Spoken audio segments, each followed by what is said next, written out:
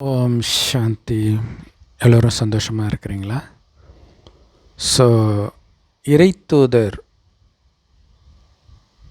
அப்படின்ட்டு முஸ்லீம்களும் தீர்க்கதரிசிகள் அப்படின்னு கிறிஸ்தவர்களும் சொல்லுவாங்க. அதாவது இவங்க யாரை கிறிஸ்தவர்கள் தீர்க்கதரிசின்றாங்களோ அதைத்தான் முஸ்லீம்கள் இறைத்தூதர்கள் அப்படின்னு சொல்லுவாங்க. ஆனால் ரெண்டுத்துக்கும் அர்த்தம் வேறு. தீர்க்கதரிசி அப்படின்னா பின்னாடி நடக்கிறத முன்கூட்டியே சொல்கிறது தான் தீர்க்கதரிசிகளுடைய வேலை. அதான் தீர்க்க தரிசனம். ஸோ அடுத்தது ஆனால் உண்மையில் என்ன நடந்துச்சு அப்படின்னு பார்த்திங்கன்னா, இவங்க தீர்க்கதரிசின்னு சொன்னவர்கள் மூலமாக அல்லது இறைத்தூதர்னு சொன்னவர்கள் மூலமாக ஒவ்வொரு மதம் உருவாகிருக்குது. இல்லை, முகமது நபி மூலமாக முஸ்லீம் மதம் உருவாகிருக்கு. இயேசு கிறிஸ்து மூலமாக கிறிஸ்தவ மதம் உருவாகி இருக்குது. ஸோ அப்போ இதை கரெக்டாக சொல்லணும்னா மதஸ்தாபகர்கள் அப்படின்னு சொல்லலாம். ஸோ மதஸ்தாபகர்களைத்தான் அவங்க தீர்க்கதரிசனம், இவங்க இறைத்தூதர்களும் சொல்கிறாங்க. ஸோ அப்போ இறைத்தூதர்னு ஒருத்தர் கிடையாதா அப்படின்னா, இறைத்தூதர் அப்படின்னா இப்போ தூது அப்படின்னு என்ன சொல்லுவோம்? இல்லை, இப்போ நம்ம தமிழ் இலக்கியத்தில் பார்த்திங்கன்னா லவ்வுக்கு தூது விடுவாங்க. ஸோ இவர் சொல்கிற செய்தியை இன்னொருத்தர்கிட்ட போய் கொடுக்கறது. ஸோ அதுதான் தூதுவருடைய வேலை. ஆனால் இறைத்தூதர் அப்படின்னா கடவுளுடைய செய்தியை தூது போகணும், கொடுக்கணும். அப்போ கடவுள் என்ன செய்தி சொல்லுவார்? இல்லை, இப்போ லவ் பண்ணுறவங்க நான் லவ் பண்ணுறேன் அப்படின்னு சொல்லுவாங்க. கடவுள் என்ன சொல்லுவார்?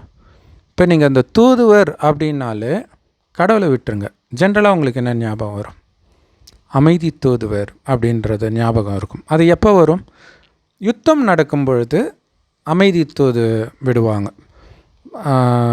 யாரையாவது ரெண்டு பேருக்கும் சமமான ஒருத்தரை பொதுவான ஒருத்தரை அனுப்புவாங்க தூது. ஸோ இப்போ முஸ்லீம்கள் இஸ்லாம் மதம் மதம் கிடையாது, மார்க்கம்னா வழி. மதம்னாலும் அதான் அர்த்தம். ஸோ மார்க்கம் அப்படின்வாங்க, அமைதி மார்க்கம்னுவாங்க. ஸோ இந்த அமைதி மார்க்கம் அப்படின்னு என்ன அர்த்தம்? அமைதிக்கான வழி, இதுதான் அர்த்தம். அப்போ அமைதிக்கான வழியை முஸ்லீம் மதம் போதிக்குதுன்னா, அந்த முஸ்லீம் மதம் அல்லாவின் வார்த்தைனா, அப்போ அல்லாவுடைய வழி அமைதிக்கான வழியாக தானே இருக்கும். அப்போ அல்லாவின் தூது அமைதிக்கான தூதுவாக தானே இருக்கும், இல்லையா? ஸோ அது எப்போ நடக்கும்? இல்லை, இப்போ ஜென்ரலாக அமைதி தூதுவர் சண்டை நடக்கும்போது தான் அவங்களுடைய தேவை இருக்கும். அதே மாதிரி இந்த உலகத்தில் அமைதி முற்றிலும் இழந்திருக்கும் நிலையில்தான் அமைதி தூது விடப்படும். இங்கே தூது அப்படிங்கிறதே இதில் ரொம்ப முக்கியமானது, இல்லையா? குரானில் அடிக்கடி வரும், கடவுள் எந்த தேவையும் அற்றவர். ஸோ இப்போ ஜென்ரலாக அமைதி தூது இருக்கும்போது அவங்களுக்குள்ளே ஏதோ ஒரு டீலிங் இதெல்லாம் இருக்கும். இங்கே கடவுளுக்கு எதுவுமே தேவை கிடையாது. அப்போ அவர் அமைதியாக இருக்க சொல்கிறது நம்ம நன்மைக்கு மட்டும்தானே தவிர அவருக்கு எந்த நன்மையும் கிடையாது. ஸோ அப்படி அவர் அமைதிக்கான வழியை சொல்கிறார். அப்போ அது எப்போ தேவைப்படும் அப்படின்னா, இந்த உலகத்தில் ரொம்ப ரொம்ப அசாந்தியாக இருக்கும்போது, அதாவது அமைதியற்ற நிலை நிலவும்போது. ஸோ அதுதான் கடைசியில் நிலவும், உலக அழிவின் போது. ரொம்ப மோசமாக கிறிஸ்தவ மதத்தில் உபத்திரவ காலம் அப்படிலாம் சொல்லுவாங்க. ஸோ அந்த உபத்திரவ காலம்ன்றது அது தண்டனை. எதுக்கு தண்டனை? பயங்கரமாக ஆடினதுக்கு தண்டனை. ஸோ அப்போ ஆடுறது தான் அந்த அசாந்தி நிலை. அந்த நேரத்தில் கடவுள் செய்தியை கொடுக்கணும். இப்போ ஒரு மனிதன் ஒரு செய்தியை கொடுத்து அனுப்புகிறாங்கன்னு வச்சுக்கோங்களேன், அதை எடுத்துகிட்டு போகிறது பெரிய விஷயம் கிடையாது. இப்போ ஒரு லெட்டர் கொடுப்பான், எடுத்துகிட்டு போய் கொடுக்குறது அது வேறு. லெட்டர் எடுத்துகிட்டு போய் கொடுக்க போகிறோம். இல்லை, அவங்க சொன்ன செய்தியை அப்படியே போய் சொல்லணும். மனிதர்கள் சொல்கிற செய்தியை ஞாபகம் வச்சுக்கலாம், அது ஒன்றும் பெரிய கஷ்டம் கிடையாது. ஆனால் கடவுள் சொல்கிற செய்தியை ஒரு மனிதனால் ஞாபகம் வச்சுக்க முடியுமா? யாராலேயாவது ஞாபகம் வச்சுக்க முடியுமா? ஏன்னா அவர் ஞானத்தின் கடல், இல்லையா? ஸோ இன்னொன்று மனிதர்கள் எல்லாம் அசாந்தியாக இருக்கும்போது தான் அவருடைய செய்தியை தேவைப்படுத்தும் போது, அசாந்தியான மனிதன் எப்படி அமைதிக்கான செய்தியை கொடுக்க முடியும்? ஏன்னா அவனே அசாந்தியாக, அதாவது அமைதியை கெடுக்கக்கூடிய விஷயத்தில், காமத்திலையோ கோபத்திலையோ பற்றிலையோ பேராசை அகங்காரத்திலையோ தான் இருப்போம். ஸோ அப்போ அவருடைய செய்தியை கொடுக்க அவரே தான் வரணும். அப்போ இறை தூதுவனாக வருவது இறைவனே இந்த பூமிக்கு வரார் இறுதியில். ஏன்னா அப்போ தான் அசாந்தியாக இருக்குது. ஸோ அப்போ அவருடைய செய்தியை கொடுக்குறார். ஆனால் இந்த செய்தியை யாருக்கு கொடுப்பார்? உலகமே அசாந்தியாக இருக்குது. அப்போ கடவுள் யாருக்கு இந்த செய்தியை கொடுக்க முடியும்? இல்லையா? எல்லாருக்கும் தான் கொடுத்தாகணும். ஆனால் இப்போ ஒரு விஷயம் இருக்குது. எல்லாருமே அவங்கவுங்க மதம் சிறந்ததுன்னு அந்தந்த மதத்தை பிடிச்சிட்டு இருப்பாங்க.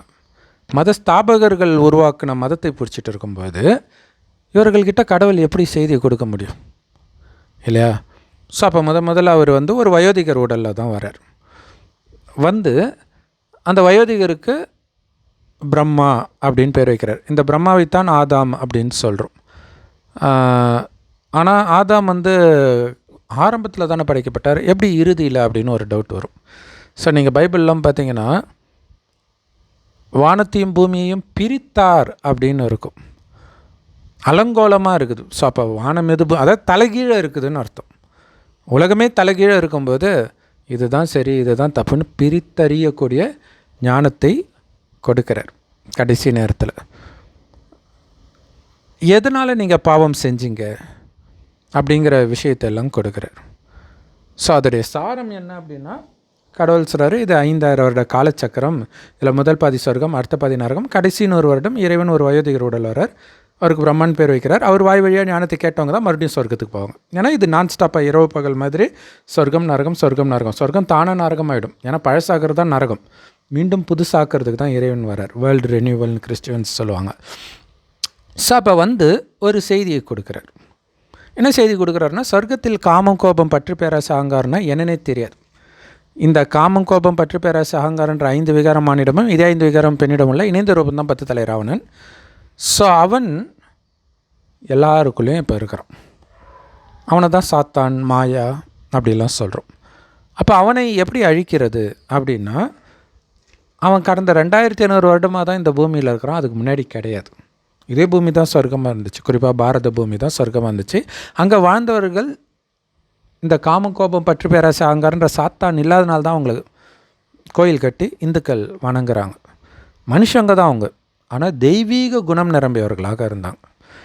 ஸோ அன்பு அமைதி தூய்மை இதுதான் இருக்குமே தவிர காமம் கோபம் பற்று பேராசை அகங்காரம்னா என்னென்னே தெரியாது. அங்கே குழந்தை பிறக்கிறது கூட கணவனும் மனைவியும் நமக்கு ஒரு வாரிசு வேணும்னு நினைக்கும்போது மனைவி கர்ப்பம் அடைவார். அந்த அளவிற்கு அவர்கள் பரிசுத்தமாக, கடவுளுக்கு சமமாக பரிசுத்தமாகன்னு கூட சொல்லலாம். அதனால தான் அவங்களை கோயில் கட்டி கும்பிட்றாங்க.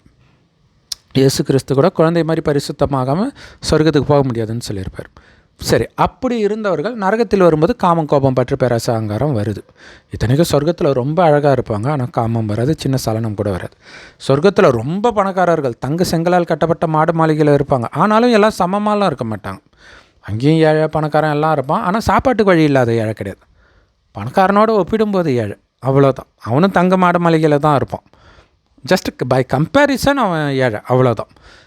ஸோ அப்படி இருந்தவர்கள் 2500 வருடம் கழித்து ஏன் கொஞ்சம் கொஞ்சமாக காமம், இந்த செல்வம், அழகு எல்லாத்தையும் இழக்க ஆரம்பிக்கிறாங்கன்னா, காமம் கோபம் பற்று பேராசை அகங்காரம் வருது. எப்படி வருது அப்படின்னா, உடம்புன்ற உணர்வுக்கு வராங்க. சொர்க்கத்துலேயும் உடம்புல தான் இருக்க போகிறாங்க. இப்பயும் நான் உடம்புல தான் இருக்கிறோம்.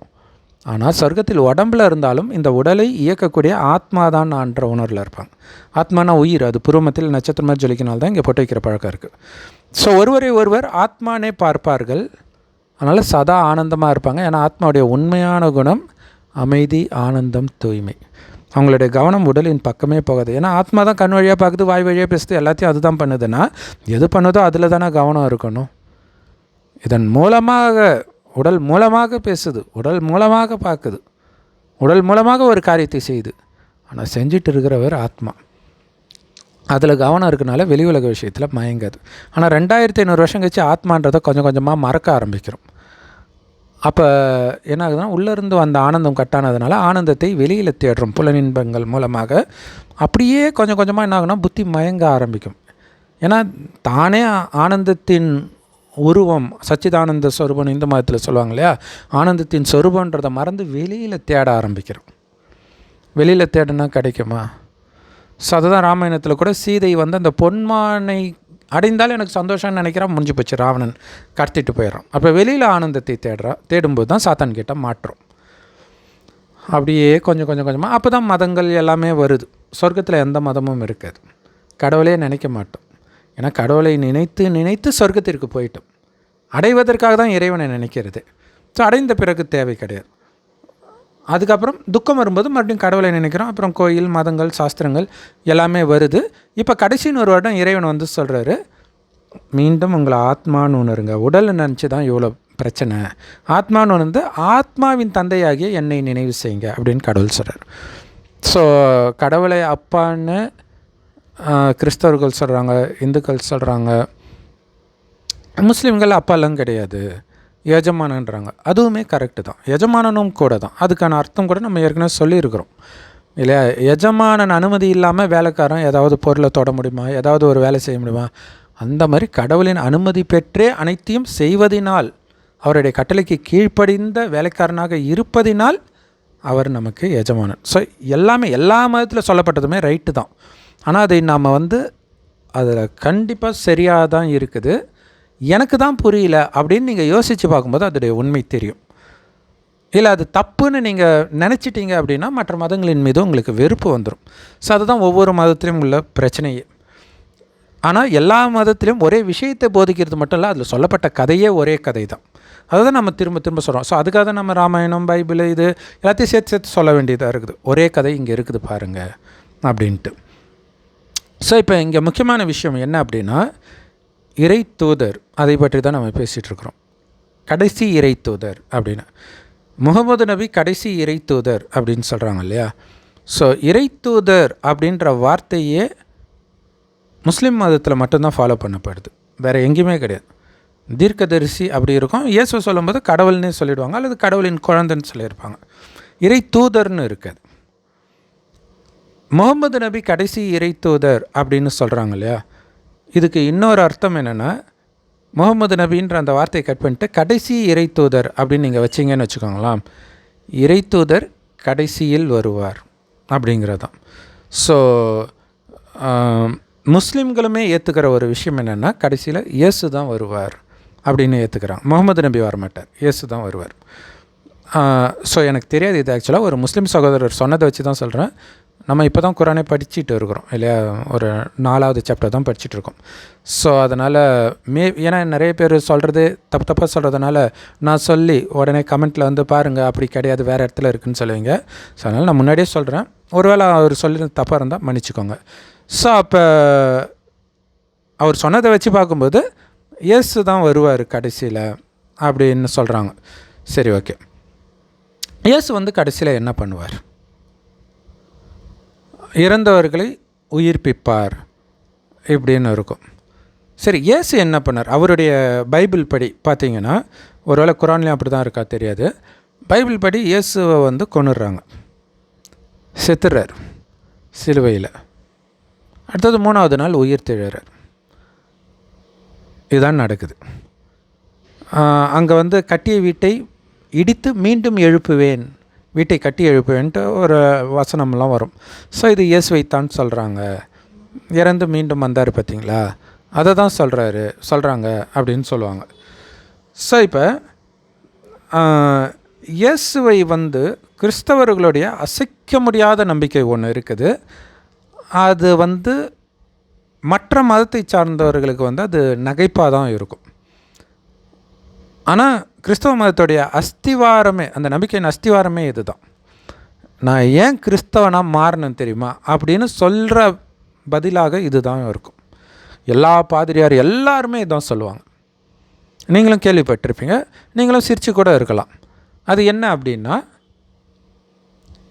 உலகத்தில் எந்த சாமியாவது நமக்காக சிலுவையில் மரித்தாரா, நம்ம பாவத்தை கழுவுறதுக்காக மரித்தாரா, ரத்தத்தை சிந்தினாரா அப்படின்னு கேட்பாங்க.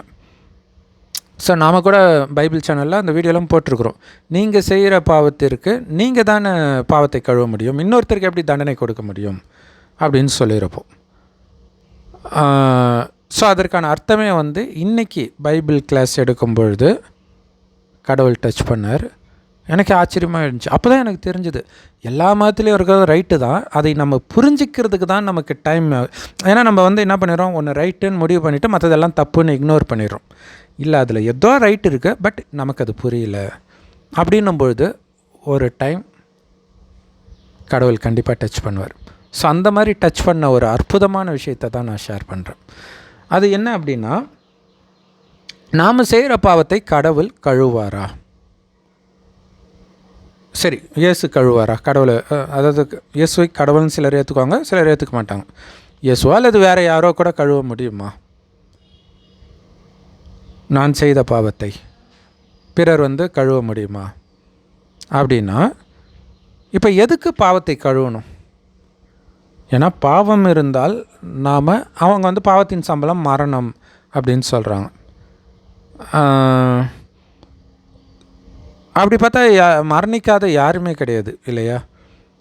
ஸோ அவங்க அப்படி புரிஞ்சுக்கிறாங்க. ஸோ அது எனக்கும் இப்போ புரியல, அது எந்த அர்த்தத்தில் பாவத்தின் சம்பளம் மரணம்னு சொல்கிறாங்கன்னா. ஏன்னா மனித பாஷையில் வந்து நமக்கு தெரிந்து மனித உலகத்தில் அதிகபட்ச தண்டனையாக அதை தான் சொல்கிறோம், இல்லை தூக்கில் போடணும், இந்த மாதிரி தான் சொல்கிறோம். இது இல்லாமல் அந்த பாவத்தை கழுவுறது அப்படின்னா என்ன? அப்படின்னா பாவம் செய்தால் அதற்கு தண்டனை கிடைக்கும், அந்த தண்டனையிலிருந்து காப்பாற்றுறது தான் பாவத்தை கழுவுறது அப்படின்னு சொல்கிறது. என்ன, பாவம் செய்யாதவர்கள் யாருமே கிடையாது இல்லை. பிறக்கும்போதே காமத்தினால தான் பிறக்கிறீங்கன்னா அப்போவே நீங்கள் பாவம், அது அப்பா அம்மா செய்த பாவம், அது எப்படி என்னுடைய பாவம் அப்படின்லாம் நான் கிறிஸ்தவ பாதிரியாரோட வாதம் பண்ணியிருக்கிறேன்.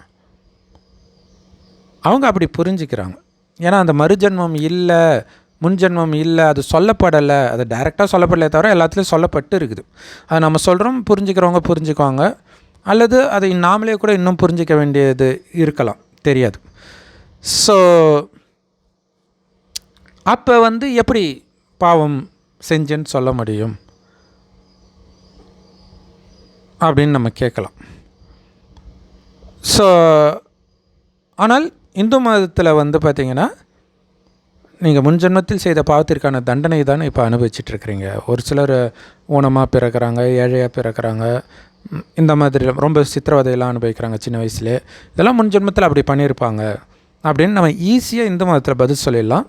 மற்ற மதங்களை அதை சொல்ல முடியாது. சொல்ல முடியாததுனால அவங்க ஒரு காரணம் சொல்கிறது நமக்கு ஏற்றுக்க முடியாததாக இருக்கும். சரி, அந்த டாபிக் நம்ம போத்தல. ஆனால் அந்த பாவத்திற்கான தண்டனை எதுன்னா, அதுதான் நாம் கூட கேட்போம். அப்போ இயேசு வந்து நம்முடைய பாவத்தை கழுவிட்டார் அப்படின்னா நம்ம யாருமே துக்கத்தை அனுபவிக்கக்கூடாது, அப்போ தானே பாவத்திலேருந்து விடுதலை அடைஞ்சிட்டோன்னு சொல்ல முடியும் இல்லையா? இப்போ ஒருத்தர் வந்து தூக்கு தண்டனை குற்றவாளி இருக்கிறார், அந்த அளவுக்கு ஏதோ ஒரு தப்பு பண்ணியிருக்காரு. அப்போ அந்த பாவம் கழுவப்பட்டுச்சுன்னா அவர் தூக்கு தண்டனையிலேருந்து விடுதலை ஆகிடணும் இல்லையா? டக்குன்னு வெளில வந்துடணும், அவ்வளோதான். அந்த பாவம் செய்ததுக்கும் அதுக்கும் சம்மந்தமே இல்லாத மாதிரி மாறணும். அது பேர் தான் பாவத்தை கழுவுறது அப்படின்னு அர்த்தம். ஸோ அப்படி பாவத்தை இயேசு கழுவுனாரா அப்படின்னு ஒரு கேள்வி வரும். ஸோ இப்போ இங்கே முக்கியமான விஷயம் ஒன்று இருக்குது. இயேசுவை வந்து கிறிஸ்தவர்கள் கடவுளுடைய குழந்தை அப்படின்னு சொல்லுவாங்க. கடவுள்னும் சொல்லுவாங்க, குழந்தைன்னும் சொல்லுவாங்க, ரெண்டுமே ஒன்று தான்னு சொல்லுவாங்க. ஸோ கடவுள் கிடையாது, அதை ஒதுக்கி வச்சிடலாம். ரெண்டுமே ஒன்றும் கிடையாது. அப்பா தான், குழந்தை தான். ஸோ குழந்தையாகவே எடுத்துக்கலாம், அப்போ அவருடைய குழந்தையாகவே எடுத்துக்கலாம். அப்போ அவங்க என்ன சொல்லுவாங்க அப்படின்னா, பிதா இந்த மனித குலத்தை காப்பாற்றுறதுக்காக தன்னுடைய மகனை, தன் மகன் என்னும் ஆட்டுக்குட்டியை பலியிட்டார். ஏன்னா கடவுள் வந்து நீதி தேவன், அவனுடைய பாவத்திற்கான தண்டனை கிடைத்தே தீரணும். ஸோ அதுக்கு வந்து ஒரு மீட்பு பொருள் அப்படின்னு சொல்லுவாங்க, இங்கிலீஷில் இன்னும் கூட ஏதோ ஒரு நல்ல பேர் வரும். ஸோ அதை வந்து கொடுத்தே தீரணும். ஸோ அதற்காக தன்னுடைய மகனையே அர்ப்பணித்தார் அப்படின்ட்டு கடவுளுடைய கருணை அப்படி இதெல்லாம் சொல்லுவாங்க. இதுதான் நமக்கு புரியாது. ஆனால் இப்போ முஸ்லீமில் இருந்தே கிறிஸ்டின்ஸாக மாறுறாங்கள்ல நிறைய பேர், அவங்களும் பார்த்திங்கன்னா இந்த ஒரு விஷயம் பிடிச்சி தான் மாறுவாங்க. ஏன்னா அவங்களுடைய ஆசை நம்ம சொல்கிறோம் இல்லையா, பல ஜென்மமாக கிறிஸ்டினாக இருக்கிறவங்க ஏதோ ஒரு காரணத்தினால இந்து குடும்பத்திலையோ முஸ்லீம் குடும்பத்திலையோ பிறக்கும் பொழுது அவங்க அரபு நாட்டிலேயே பிறந்தால் கூட, கிறிஸ்தவர்களே இல்லாத நாட்டில் பிறந்தால் கூட, எங்கேயோ ஒரு இடத்துல கேட்ட உடனே அது பிடிச்சிடும். அவங்களுக்கு அதுதான் பிடிக்கும். ஏன்னா அதுதான் அவங்களுடைய ஆழமான நம்பிக்கையாக இருக்குது. ஆனால் அதில் ரகசியமும் இருக்குது, அதில் ஒரு உண்மையும் இருக்குது. அது நமக்கு மேலோட்டமாக பார்த்தா தெரியாது. அது என்ன அப்படின்னா, கடவுள் தன்னுடைய குழந்தைய பலி கொடுக்குறாரு மனிதர்களின் பாவத்துக்காக அப்படின்னும் போது நமக்கு ஒரு கேள்வி வரும் இல்லையா. ஸோ முஸ்லீம் மதத்தை தவிர எல்லா மதத்துலையுமே கடவுளை அப்பான்னு தான் நினைக்கிறாங்க. ஸோ அப்போ நாமளும் அவரோட குழந்தை தானே, இயேசு மட்டும்தான் அவருடைய குழந்தையா அப்படின்னு கேட்பாங்க. ஸோ இப்போ கடவுள் சொல்கிறார், கரெக்டாக சொன்ன குழந்தை, நீ என் குழந்தை தானே, நான் சொல்கிறது கேட்பியா, கேட்டால் தான் நீ என்னோடய குழந்தை. இப்போ எல்லோரும் குழந்தை தான், எல்லோரும் அப்பான்னு தான் சொல்கிறாங்க கடவுளை, எல்லோரும் எஜமானன் தான் முஸ்லீம்கள்லாம் சொல்கிறாங்க. ஆனால் கடவுள் சொல்கிறத கேட்குறாங்களா எல்லோரும்? இல்லையா, அவங்கவுங்க மதம் சொல்கிறத கேட்குறாங்க, அது ஓகே. கடவுள் நேரடியாக சொல்கிறத கேட்குறாங்களா? ஏன்னா கடவுள் கடைசியில் தான் வரார், கடைசி 100 வருடத்தில் தான் வரார். ஒரு வயோதிகரோட வரார், அவரை தான் பிரம்மாண்டோம், அவரை தான் ஆதாம் சொல்கிறோம். ஆதாம் வழியாக ஞானத்தை கொடுத்து சொர்க்கத்தை மீண்டும் உருவாக்குறார். ஏன்னா ஆதாம் மட்டும்தான் சொர்க்கத்தில் இருக்கிறதாக பைபிள் குரானில் இருக்கும். அப்போ சொர்க்கத்துக்கு போகிறதுக்கான ஞானம் அவர்கிட்ட கிடச்சிருந்தா தானே அவர் போயிருக்க முடியும்.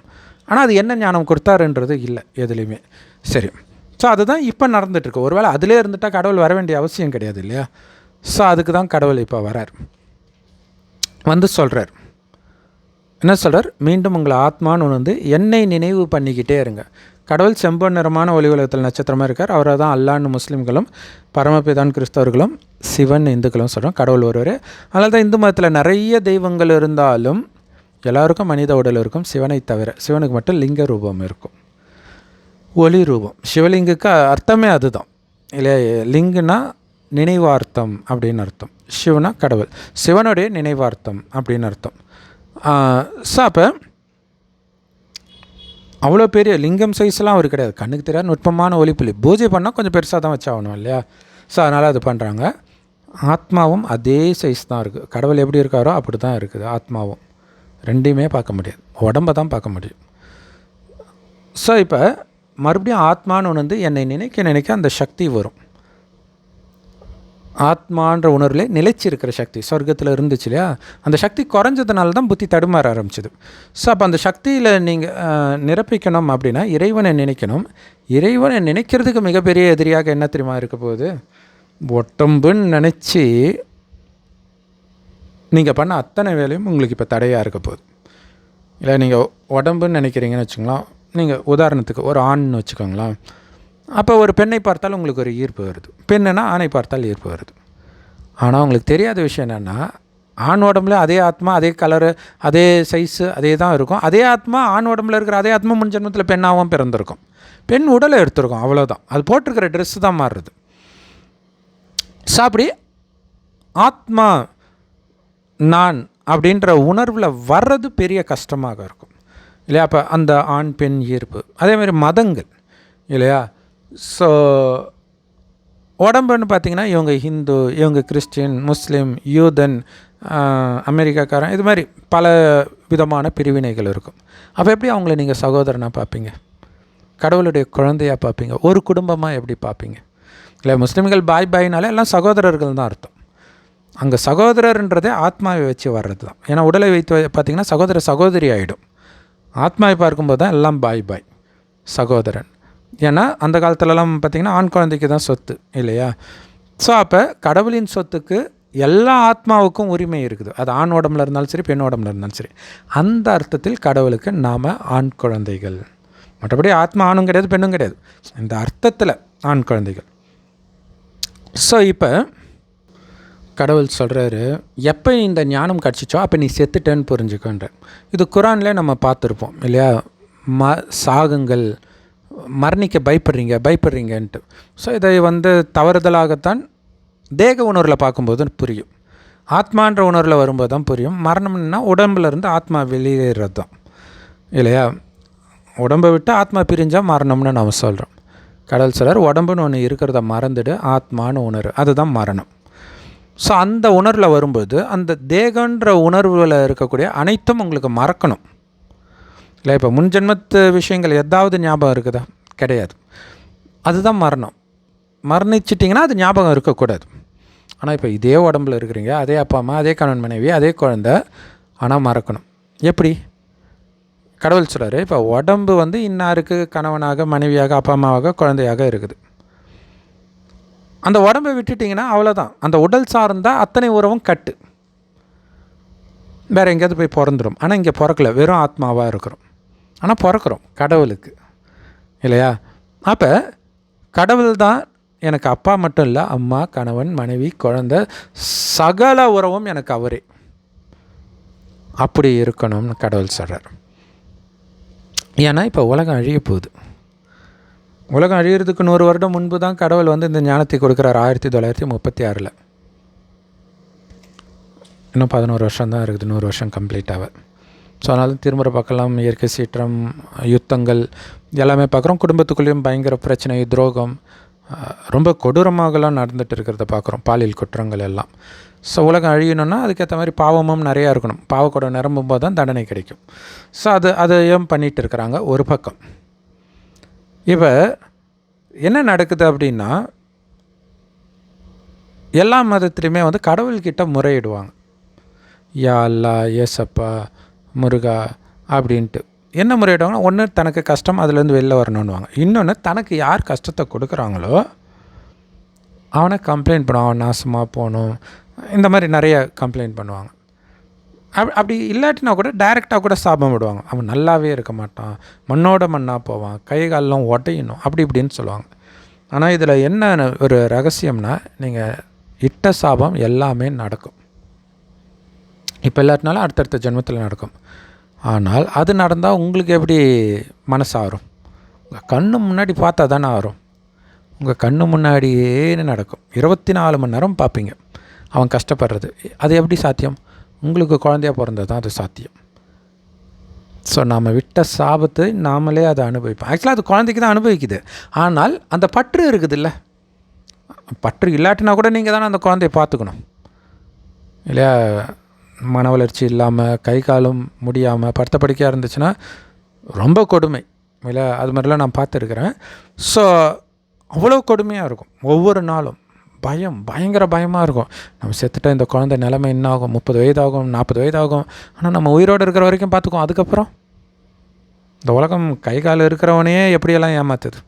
இதெல்லாம் இல்லைன்னா என்ன ஆகும்? ஸோ இந்த மாதிரிலாம் இருக்குது. கடவுள் சொல்கிறாரு, சொர்க்கமாக இருந்த இந்த பாரத பூமி, பாரதம் தான் சொர்க்கமாக இருந்தது. அதனால தான் அங்கே வாழ்ந்த தேவதைகளை பாரதத்தில் கோயில் கட்டி கும்பிட்றோம்.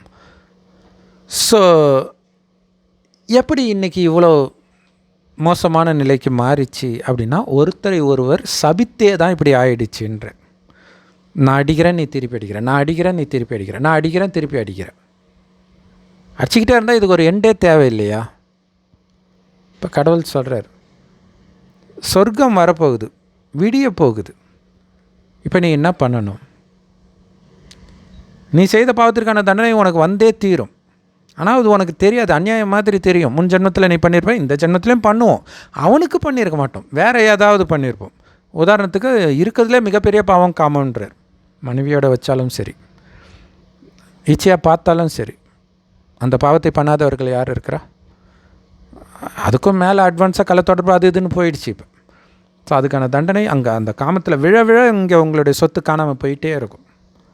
அல்லது பின்னாடி ஆப்பு வைக்கிறதுக்கு ரெடியாக இருப்போம் இந்த காமத்தில் விழ விழ. ஸோ இவ்வளவு பாவம் நம்ம செய்கிறோம், அதற்காக தான் தண்டனை வருது அப்படிங்கிறத புரிஞ்சுக்கணும். ஒன்று, ஸோ அது கர்மத்தின் விதி. அடுத்தது ரொம்ப முக்கியமான விஷயம், கடவுள் என்ன சொல்கிறாரு அப்படின்னா, ஸோ அப்போ 24 மணி நேரமும் இறைவன் நினைவிலே இருக்கணும். செவ்வானத்தில் நட்சத்திரம் மாதிரி இறைவனை மனக்கண்ணால் பார்த்துக்கிட்டே இருக்கணும். அங்கேருந்து தான் நம்ம வந்திருக்கிறோம், அங்கே தான் போக போகிறோம். நானும் ஜோதி தான். யாரை பார்த்து பேசினாலும் அவங்களும் ஒரு ஆத்மா, இறைவனுடைய குழந்தை, அந்த உணர்வுலேயே பார்க்கணும். ஸோ இதில் 2 விஷயம் நடக்கும். ஒளிப்புள்ளியை பார்த்து உங்களுக்கு காமம் வராது. இன்னொன்று, அது கடவுளுடைய குழந்தை, என் அப்பாவுடைய குழந்தைனா என்னுடைய சகோதர ஆத்மா, அல்லது உடல் உணர்வை விட முடியலனா கூட சகோதரி தான் இல்லையா? ஸோ இது எல்லாமே காமத்தை வெல்வதற்கான யுக்தி. இந்த ஒரு பிறவி மட்டும். சொர்க்கத்தில் இயல்பாகவே உங்களுக்கு காமம் இருக்காது.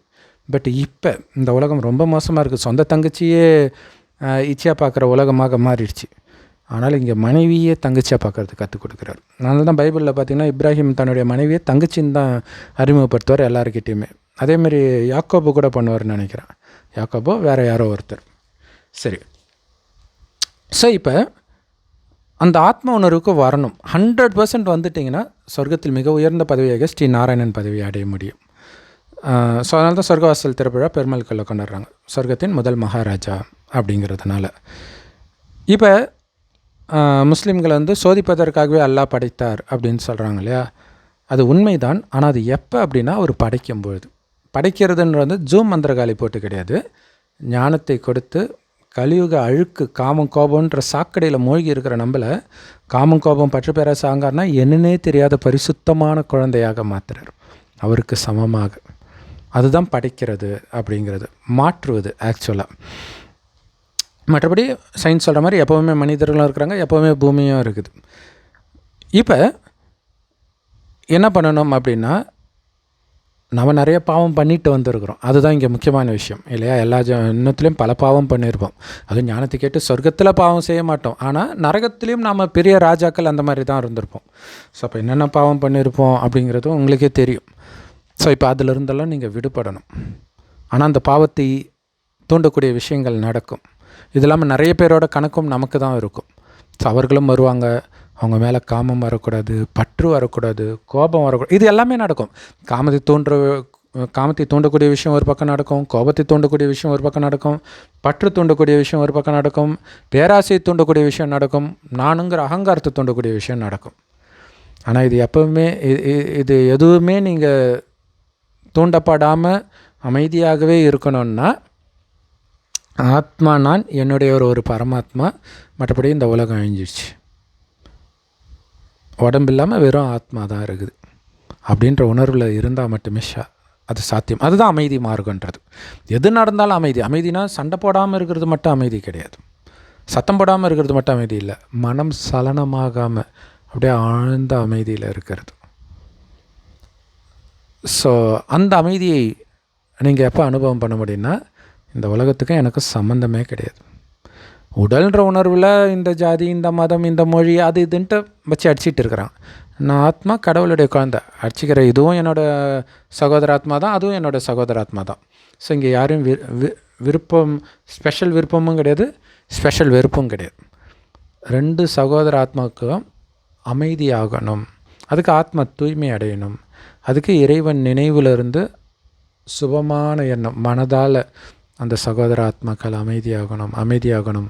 அந்த எண்ணத்தை உருவாக்கிக்கிட்டே இருக்க அதுவும் நடக்கும். எப்படி சாபம் விட்டால் பலிக்குமோ அதேமாரி சுபமான எண்ணமும் பலிக்கும். ஆனால் சுபமான எண்ணம் வைக்கணும்னா விருப்பு வெறுப்பு ரெண்டுமே இருக்கக்கூடாது. அதுக்கு என்ன பண்ணணும், எல்லைக்குட்பட்ட எல்லாத்துலேருந்து உங்கள் புத்தி விலகணும். உடம்புக்குள்ளே மாட்டினீங்கன்னா எல்லைக்குட்பட்டது இல்லையா? நீங்கள் உடம்புல வந்துட்டால் நான் ஆண், வெள்ளையாக இருக்கிறேன், பணக்காரனாக இருக்கிறேன், இவ்வளோ படிச்சிருக்கிறேன், இந்த நாட்டை சார்ந்தவனாக இருக்கிறேன், இந்த ஜாதியை சார்ந்தவனாக இருக்கிறேன், இந்த மதத்தை சார்ந்தவனாக இருக்கிறேன், இந்த மொழியை சார்ந்தவனாக இருக்கிறேன், இந்த இனத்தை சார்ந்தவன், இந்த மாதிரி நிறைய வந்துச்சு. அப்போ எவ்வளோ பிரிவு புரியுது அவங்களுக்கு? தானாகவே வெறுக்க ஆரம்பிப்பீங்க. அப்போ என் மதத்தின் மேலே உங்களுக்கு எனக்கு விருப்பம் இருக்குதுனாலே தானாகவே மற்ற மதத்தை நான் வெறுக்க ஆரம்பிப்பேன். ஸோ அதேமாதிரி என்னுடைய நம்பிக்கையின் மீது எனக்கு ஒரு பற்று இருந்துச்சுனாலே மற்ற நம்பிக்கையை நான் வெறுக்க ஆரம்பிப்பேன். ஸோ இப்போ இது எல்லாத்துலேருந்து நீங்கள் விலகி வெறும் ஆத்மான்ற உணர்வுக்கு வந்துட்டிங்கன்னா எல்லோரையும் ஆத்மா பார்ப்பீங்க, எல்லா ஆத்மாவும் ஒரே மாதிரி தான் இருக்க போகுது இல்லையா? இவங்க சொல்கிறாங்களே யூனிஃபார்ம் போட்டால் ஒற்றுமை வரும், யூனிஃபார்மில் டிஃப்ரென்ஸ் இருக்கக்கூடாதுன்ட்டு யூனிஃபார்ம் போடுறோம். யூனிஃபார்ம் போட்டாலும் கருப்பாக இருக்கிறவங்க கருப்பாக தான் தெரிய போகிறோம், வெள்ளையாக இருக்கிறவங்க வெள்ளையாக தான் தெரிய போகிறோம், அழகாக இருக்கிறவங்க அழகாக தான் இருக்க போகிறாங்க, அழகாக இல்லாதவங்க அழகாக இல்லாமல் தான் இருக்க போகிறாங்க. அங்கேயே வித்தியாசம் வந்துடுச்சு. ஸோ அதுக்கு தான் ஆத்மாவை பார்க்க சொல்கிறார். ஸோ அப்போ உங்கள் மனம் சலனமாகாமல் இருக்குதா? ஸோ அதை வச்சு தான் உங்களுக்கு மார்க். நம்ம ஏற்கனவே சொல்ல மாதிரி நமக்கு தான் எல்லா டெஸ்ட் பேப்பரும் வரும். ஏன்னா நம்ம அவ்வளோ பாவமும் செஞ்சுருக்கிறோம், வரும். 2 விதமாக யோசிச்சுக்கலாம். நான் செய்த பாவத்துக்கான தண்டனை கொடுக்க வருது, அசந்துடக்கூடாது, இறைவன் நினைவை மறந்துடக்கூடாது, இல்லைன்னா மாட்டிக்கும். வெறும் அந்த ஆத்மாவைத்தான் பார்க்கணும். என் அப்பாவுடைய குழந்தைகிட்ட பேசிகிட்டு இருக்கிறேன் அந்த உணர்வில். மேபி அவங்க இந்த ஞானத்தை எடுக்காமல் இருக்கலாம், அவங்க எந்த உணர்வில் வேணாலும் பேசலாம். ஆனால் நான் என்னுடைய சகோதரன்கிட்ட அந்த ஆத்மாவை எழுப்பணும். சிலர் பேசினா கேட்பாங்க, கேட்கட்டினாலும் பரவாயில்ல, அந்த எண்ணம் மட்டும் வச்சுக்கிட்டே இருக்கணும். அப்போ அந்த அன்பு இருந்துக்கிட்டே இருக்கணும். அவங்க உங்களை விட்டு போகிற வரைக்கும் அமைதி கொஞ்சம் கூட குறைஞ்சிருக்காது.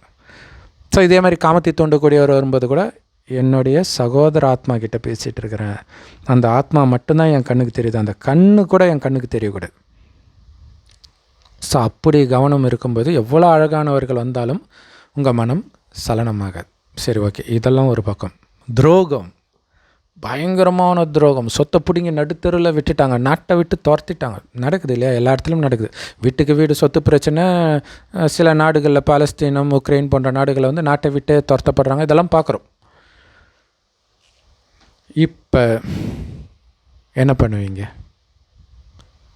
இல்லை, காமம் கோபம் ஓகே, ஆனால் இது எனக்கு அநீதியில் நடந்துருக்குதுன்னு தோணும்.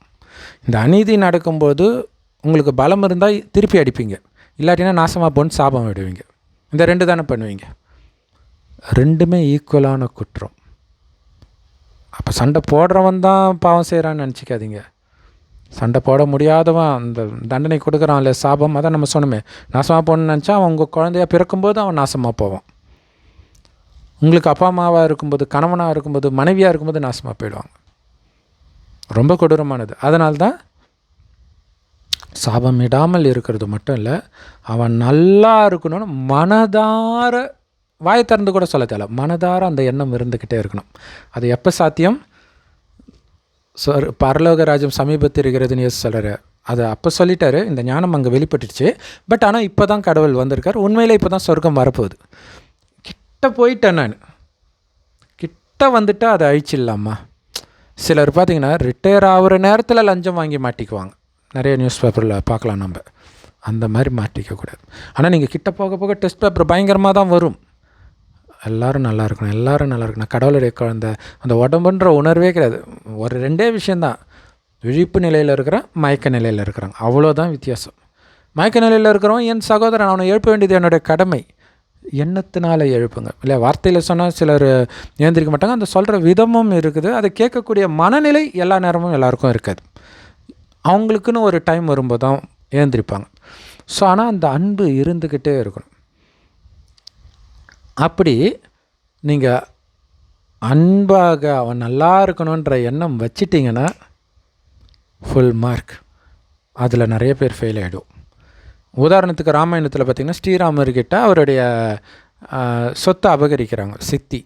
அவங்க பையன்தான் ராஜா ஆகணும்ன்ட்டு அரியணை ஏறுறதுக்கு முன்னாடி நாளே. இதை கேள்விப்பட்டோன்னே ராமர் சிரிச்ச முகம் மாறாமல், நான் ஆண்டா என்ன, என்னுடைய தம்பி ஆண்டா என்னம்மா, இதுதானே, இது எனக்கு ரொம்ப பிடிச்சது, எனக்கு பிடிச்சது வனவாச வாழ்க்கை தான், அது எங்கள் அப்பாவுக்கு பிடிச்சிருக்கு, அதனால தான் எனக்கு கொடுக்குறாருன்னு சிரிச்ச முகம் மாறாமல் போகிறார். Full mark. வேறு வழி இல்லாமல் கொடுக்குறது வேறு இல்லையா? வேறு வழி இல்லாமல் நீ கொடுத்தே ஆகணும், துப்பாக்கி வச்சு மிரட்டினா அது வேறு வழி இல்லாமல் கொடுக்கறது, அது ஃபுல் மார்க் கிடையாது. கடைசியில் அந்த நிலை தள்ளப்படும் இல்லையா?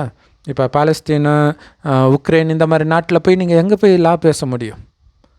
தாலிபானில், ஆப்கானிஸ்தானில் போய் எங்கே போய் லா பேசுவீங்க நீங்கள் இல்லையா? கடைசியில் அது மாதிரி தண்டனையும் மாட்டிக்குவோம் நம்ம. அங்கே மாதிரி இடத்துல நீங்கள் பிறக்காமல் இருக்கணும்னா, இப்போ உங்கள் வீட்டில் உங்களுக்கு துரோகம் பண்ணுறாங்கன்னா தயவு செய்து அதை ஏற்றுக்கோங்க. சும்மா நீங்கள் ஏற்றுக்கலை, உலக ராஜ்யத்தையே உங்களுக்கு கொடுக்குறாரு. இங்கே கொடுக்கறது என்ன சொல்லுவாங்க, அந்த இது சொல்லுவாங்க இல்லையா, சின்ன மீனை போட்டு பெரிய மீனை பிடிக்கிறது, புழுவை போட்டு மீனை பிடிக்கிறீங்க இல்லையா? ஏன்னா இப்போ உலகம் அழிய போகுது, அதை வச்சுக்கிட்டு நீங்கள் என்ன பண்ண போகிறீங்க? அவங்களுக்கு தெரியாது, தெரியாமலும் அது தண்டனையும் அவங்களுக்கு வரும். ஆனால் அதுவும் தண்டனையும் வரக்கூடாதுன்னு நீங்கள் நினைக்கணும். அதுதான் முக்கியமான விஷயம். ஏன் அப்படி நினைக்கணும் தெரியுமா? ஏன்னா 2 விஷயம் நடக்குது. நீங்கள் அவனுக்கு சாபம் கொடுத்தீங்கன்னா அது பலிக்கும். அது மட்டும் இல்லை, நீங்கள் சாபம் கொடுத்ததுனால அவனோட உங்களுக்கு அந்த தொடர்பு விட்டு போகலை, கட் ஆகலை, அப்படியே பிடிச்சிக்கிட்டே இருக்கிறீங்க. அதை அனுபவிக்கிறத பார்க்குற வரைக்கும் நீங்களும் இருப்பீங்க. இது எவ்வளோ பெரிய கொடுமை. இன்னொரு ஜென்மம் கலியுகத்தில் பிறந்தோன்னா செத்தோம் நாம். ஏன்னா உலகம் சின்ன குழந்தைங்க, பெண் குழந்தைங்க, ஆண் குழந்தைங்க வளர்க்குறதுலாம் அவ்வளோ ஈஸி கிடையாது. எவ்வளோ கொடுமையாக நடந்துகிட்ருக்கு, விதவிதமாக ஏமாத்துறதெல்லாம் நம்ம பார்க்குறோம். அப்போ இங்கேருந்து தப்பிக்கணும்னா இந்த கலியுகத்தின் எந்த விஷயமும் உங்களை பிடிச்சி இழக்கூடாது. அந்த சொர்க்கத்துக்கு போயிட்டுருக்கேன். அந்த சொர்க்கத்தில் எப்படி இருப்பாங்க எல்லாமே இறைவன் பிரம்மகுமாரிகள் மூலமாக கொடுத்துட்டே தான் இருக்கார் தினம் தினம். அதை வச்சு தான் சொல்கிறாங்க, தங்க சங்கர்களால் கட்டப்பட்ட மாட மாளிகை இருக்கும், சிங்கமும் பசுவும் ஒன்றா தண்ணி குடிக்கும், அது பைபிள் குரான்லேயே இருக்குது. ஸோ அது மாதிரி நிறைய ரகசியத்தை சொல்லிகிட்டு இருப்பார்.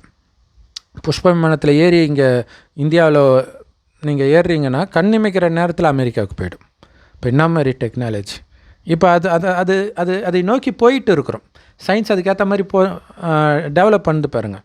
பறக்கும் காரை தமிழ்நாட்டிலே கண்டுபிடிக்கிறாங்க, சைனாவில் ஆல்ரெடி கண்டுபிடிச்சிட்டாங்கன்னு நினைக்கிறேன். ஸோ இதெல்லாம் இந்த சொர்க்கத்துக்காக ஏற்பாடு நடந்துகிட்டு இருக்குது, சயின்ஸ் மூலமாக நடக்கிறது. ஆனால் எல்லாமே நம்ம மனநிலை மாற்றுறதுல தான் இருக்குது. அந்த சொர்க்கத்துக்குரிய குணத்தை நீங்கள் வர வச்சிடணும். இதை யாருக்கு சொல்கிறார் கடவுள்? எல்லோருக்கும் சொன்னாலும் கேட்குறது யார்? கடவுள் தான் வந்து பேசுகிறாருன்ற நிச்சய புத்தி உடையவர்கள். அவங்க கோடியில் ஒருத்தர் தான் இந்த ஞானத்தை கேட்பாங்க. ஸோ அப்போ அவங்க தான் நேரடி குழந்தையாகிறாங்க. எல்லாம் ஒரு குழந்தை தான். பட் அவருடைய இப்போ எந்த அப்பாவாக இருந்தாலும் அந்த அப்பா சொல்கிறத கேட்குறவங்களுக்கு தானே சொத்தை எழுதி கொடுப்பாங்க, மனதார, இல்லையா? அதே மாதிரி தான் கடவுளும். அந்த சொர்க்கத்தில் எல்லா பதவியும் இருக்குது, அது ராஜ்யம். அது அப்போ ராஜாவிலேருந்து வேலைக்காரன் வரைக்கும் இருக்குது, 33 கோடி பதவி இருக்குது. ஸோ அதில் ரொம்ப உச்சம், ஃபஸ்ட் ரேங்க் நாராயணன் பதவி அடையணும், லக்ஷ்மி நாராயணன் ஆகணும். இதுதான் நம்மளுடைய லட்சியமாக இருக்கணும். ஸோ அந்த பதவியின் போதையிலும், இறைவனின் நினைவின் போதையிலும், இந்த ஞானத்தின் போதையிலும் இங்கேருந்து உங்களை அபகரிக்கிறதுலாம் உங்களுக்கு பெரிய விஷயமாகவே தெரியாது. அதான் என்னதே கிடையாது. அவங்க என்னுடையவர்கள்ன்றதை முற்றிலும் புத்தியில் மறப்பீங்க. இறைவன் என்னுடையவர்னு அவரோடவே வாழ்ந்துட்டு இருக்கும்போது.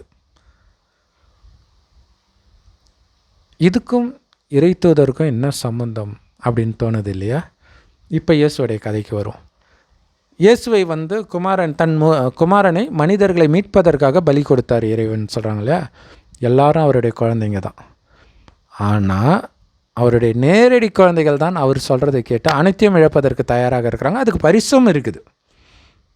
இன்னொன்று, அவங்களுக்கு தண்டனை கொடுத்துக்கிட்டே இருந்தால் அவங்கள எப்போ காப்பாற்றுறது?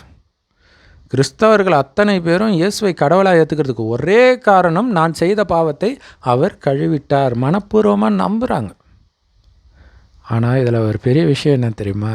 இதே காரணத்துக்காக தான் இந்து மதத்திலையும் தெய்வங்களை வழிபடுறாங்க. சிவனை தவிர எல்லாமே தெய்வங்கள் தான். சொர்க்கத்தில் வாழ்ந்தவர்கள் சொர்க்கத்தில் வாழ்ந்ததுக்காக வழிபடலை. ரொம்ப முக்கியமான விஷயம். சொர்க்கத்தில் வாழ்ந்ததுனால அவங்களுக்கு என்ன லாபம்? அவர்களே அனைத்தையும் இழந்து நரகத்தில் வந்து இப்போ சாதாரண மனிதனாக இருக்கிற என்னை மாதிரி நிறைய குமாரிகள் இந்த ஞானத்தை கொடுத்து சொர்க்கத்திற்கு வர வைக்கிறாங்க பாருங்கள். அது மட்டும் இல்லை, அநியாயம் எல்லாம் நமக்கு தான் நடக்கும். அப்படி அநியாயம் செய்பவர்களும் நல்லா இருக்கணும். எடுத்த உடனே நடக்காது, அதுவும் இருக்குது. டிரான்ஸ்ஃபர்மேஷன் இல்லையா? அரக்கனாக இருந்து தேவதையாக மாறிட்டு இருக்கிறோம் இல்லையா? எல்லாருமே கலியுகத்தில் அரக்கனாக தான் இருக்கிறோம். இந்த 5 விகாரம், அசுர குணங்கள், காமம், கோபம், பற்று, பேராசை, அகங்காரம்ன்ற அசுர குணம் உள்ள எல்லாம் அரக்கர்கள் தான் தேவதையாகிறோம். நமக்குள்ளே இருக்கக்கூடிய அந்த அரக்க குணத்தை அழிக்கிறோம். டைம் எடுக்கும். எந்த அளவுக்கு இறைவன் நினைவிலே இருக்கிறீங்க, அந்த ஞானத்தையே சிந்தனை பண்ணிகிட்டு இருக்கிறீங்க, டெஸ்ட் பேப்பரும் கொஞ்சம் கொஞ்சமாக வரும். முதல்ல அந்த காமம் இந்த மாதிரி ஒரு மயக்கத்தில் வந்து திடீர்னு வந்து துரோகம் வரும். அந்த நேரம் அப்படியே பேரிடியாக இருக்கும். ஏன்னா இறைவனுடைய அந்த நினைவு பண்ணுறதுக்கான அவகாசத்தை கொடுத்துட்டார். நீங்கள் பண்ணலை, வர வேண்டிய நேரத்தில் பாவத்துக்கான தண்டனை வந்து தானே தீரும். அப்போ நம்மையும் காப்பாற்றுறாரு. இப்போ நீங்கள் வந்து உங்களுக்கு துக்கம் கொடுப்பவர்களை மன்னிக்கிறது மட்டும் இல்லை, அவங்க நல்லா இருக்கணும்னு ஆசீர்வாதத்தையும் கொடுக்குறீங்க. அப்படின்னு என்ன அர்த்தம்? அவங்க செய்த பாவத்திற்கான தண்டனை கொடுக்காமல் நீங்கள் அவங்கள வந்து விடுதலை பண்ணுறீங்க. அதுதான் என் பாவத்தை கழுவினார், கடவுளுடைய குழந்தை. அப்போ இயேசுன்றது இப்போ இயேசு பார்த்திங்கன்னா ஒவ்வொரு இடத்துலையும் வெவ்வேறு முகம் இருக்கும். ஸோ இறைவனுடைய குழந்தை யாரெல்லாம் இப்படி பண்ணுறாங்களோ அவர்கள் தான் அங்கே இயேசு. மற்றபடி இயேசு காலத்தில் அப்படி எதுவுமே நடக்கலை. எந்த மதத்தில் சொன்ன மத புஸ்தகத்தில் உள்ள எந்த கதையும் நிஜத்தில் நடந்தது கிடையாது. நீங்கள் யோசிச்சு பாருங்கள், லாஜிக்காக இருக்கான்னு புரிஞ்சிங்கன்னா புரிஞ்சு போயிடும். சரி, எந்த மதமுமே சரி. ஸோ இந்த மகிமையெல்லாம் கடைசியில் நடக்குது. ஸ்தூலமாக சிலுவை சுமக்கிறது அது ஒரு பெரிய விஷயமே கிடையாது மனிதன் இன்றைக்கி அனுபவிக்கிற துக்கத்தை கம்பேர் பண்ணும்போது. அவங்க சொல்கிறாங்க, சிலுவை சுமந்தீரே, ரத்தத்தை சிந்தினீரே, ஆக்சிடெண்ட்டில் எப்படிலாம் சாப்பிட்றான், கற்பழிப்பு எவ்வளோ கொடூரமாலாம் நடக்குது. அது கம்பேர் பண்ணும்போது சிலுவை சுமக்கிறது பெரிய விஷயமே கிடையாது. ஆனால் மனிதர்கள் கொடுக்குற துக்கத்தை கஷ்டப்பட்டெல்லாம் சுமக்கலை, சிரித்த முகத்தோட. ஏன்னா கடவுள் சொல்கிறார், துக்கத்தை நீங்கள் வாங்கவும் கூடாது, கொடுக்கவும் கூடாது.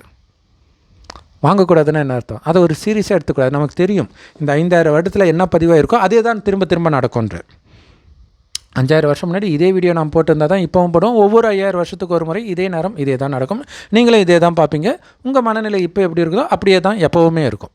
அப்போ ஒவ்வொருத்தரையும் இதே மாதிரி தான் மனநிலை இருக்குன்னா இப்போவே நல்ல மனநிலை வச்சுக்கிறதான புத்திசாலித்தனம், அதை சொல்லிக் கொடுக்கத்தானே கடவுள் வந்திருக்கிறாரு. ஸோ அப்போ இந்த ரகசியம் நமக்கு தெரிகிற காரணத்தினால நமக்கு துக்கம் கொடுக்குறான் அப்படின்னா அவன் ஆத்மாவில் அது பதிவாக இருக்குது, அதை நடிக்கிறான், அவ்வளோதான். அந்த முன்ஜென்மம் அது கூட தேவையில்லைன்றார். அதுபடி தான் நடக்குது, ஆனால் அது கூட தேவையில்லைன்றார். ஏன்னா அவன் செஞ்ச பாவத்துக்காக தான் அது நடக்குதுன்னு நீ நினைக்கிறது கூட அவனுக்கு சாபமாயிடும்ன்றார். வேண்டாம், அது என்னுடைய சகோதர ஆத்மா, என்னுடைய குழந்தைன்னு கூட நினைக்கலாம். ஏன்னா ஆரம்பத்தில் வந்தவங்க நாம் ஆதி சனாதன தேவி தேவதா தர்மன்றோம். ஆதினா ஆரம்பத்தில், சனாதனா என்றென்றைக்கும் இருக்கிற ஆத்மாக்கள். ஆரம்பத்தில் வந்துட்டால் கடைசி வரைக்கும் இருக்கும் தேவதைகளுடைய ஆத்மாக்கள். அப்போ உன்னுடைய குழந்தை நாசமாக போகலான்னு நீ சொல்லலாமா?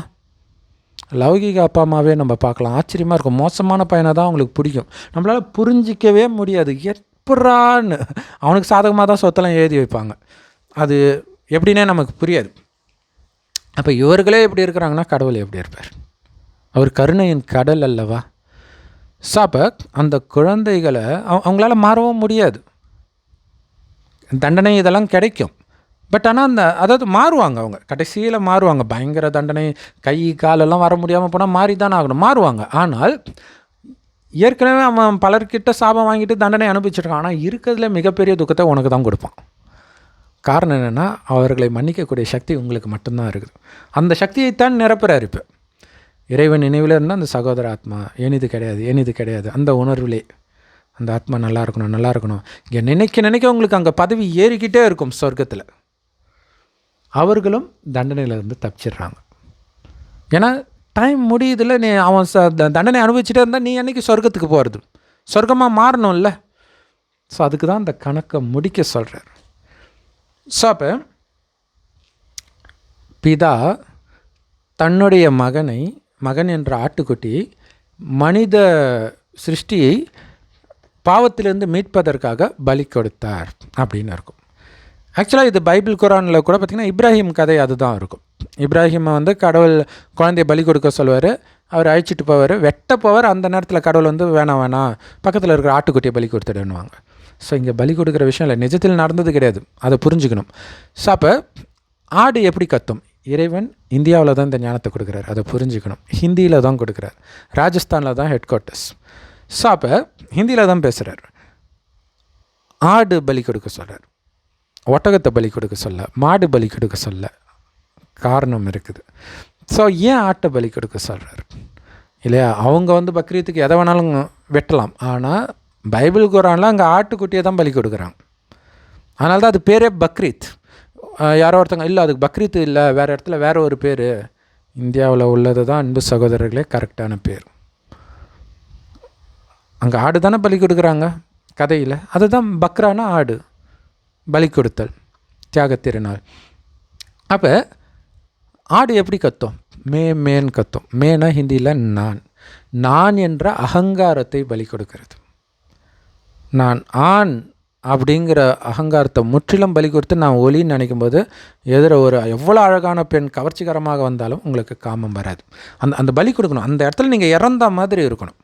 அதான் மர்ஜீவா வாழ்க்கை, உயிரோடு இருந்துக்கிட்டே இறக்கிறது, உயிர்த்து வருவது, புது ஜென்மமாக எடுக்கிறது. இயேசு உயிர்த்து வர்றது அதான் அர்த்தம். ஸோ அதே மாதிரி தான் கோபம் வரும்போதும் நான் அப்படின்ற உணர்வே கிடையாது. நான் இறைவனுடைய குழந்தை, அவர் அன்பு கடல்னால் நான் அன்பு கடல். ஓம் சாந்தி சொல்லி தானே ஆரம்பிக்கிறோம். நான் அமைதியின் உருவம், அமைதியாக இருக்கும்போது அமைதியாக இருக்கிறது இல்லை, உங்களை பொறுமையை சோதிக்கிற மாதிரி பயங்கரமான அநீதி திரும்ப அடித்தாலும் அமைதியாக இருக்கிறது, அதுதான் அமைதி கடல்.